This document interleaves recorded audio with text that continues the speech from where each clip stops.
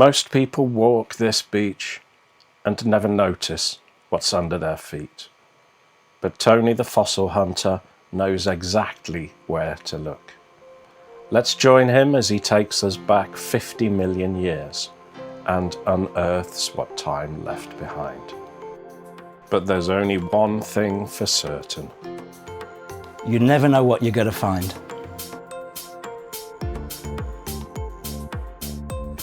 Today we're going to be fossiling at Beltinge near Herne Bay in Kent. It's an Eocene site, which means it's about 50 million years, 52 million years old. Britain was nearer the equator 50 million years ago, so it would have been a shallow tropical sea, coral reef with sharks, turtles, crocodiles. You're just looking for something that looks like a tooth.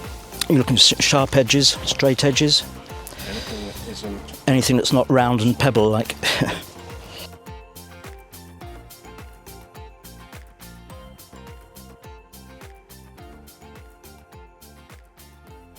third place will be a broken shark's tooth, which is broken. It's only got the root. It's got no root left. So that would be the third best thing you're going to find.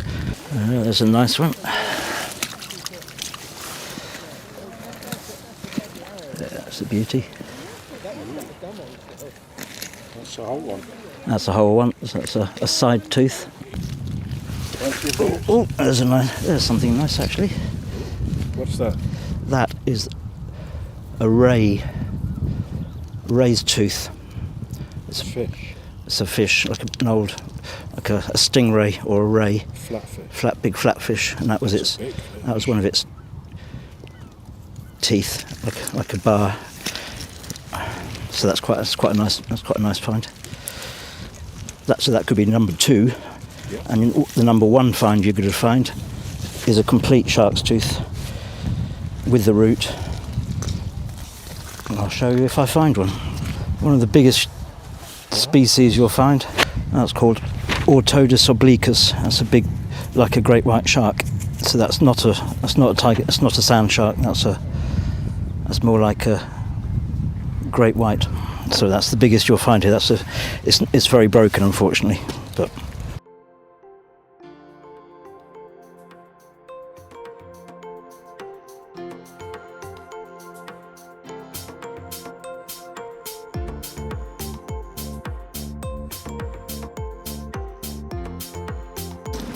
That's it. The fossils are all covered up again. The best bits. The fossil beds are already underwater, which is why you really need a very low tide. So after spending an hour and a half on the beach, I'm back home looking through what I have collected this morning. I keep this lamb's wool in my bag to stop the fossils from knocking about and breaking. It's important to rinse off the salt because the salt can later damage the fossils when they dry out. After a thorough washing, I pour everything out onto a tray to see exactly what I've got. Here's a good example of 3 different teeth, 3 different conditions. Here's one with both roots, there's one with 1 root, and there's one, the most damaged, with no roots. This was my number 2 find on the beach. It's a ray bar. Instead of teeth, they have grinding bars.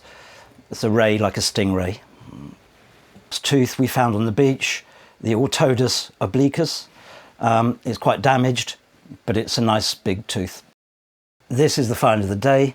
It's the mouth palate of a bony fish. It was a really good day collecting.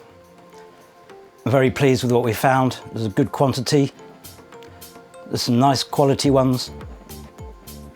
And there's a nice variety of different things. Over a few short hours, Tony has taken me back over 50 million years. And there's plenty more to uncover. Next time, we're heading to a spot rumoured to hide giant ammonites. If you enjoyed today's adventure with Tony the Fossil Hunter, Hit that like button and subscribe so you don't miss what we find next. But there's only one thing for certain. You never know what you're going to find.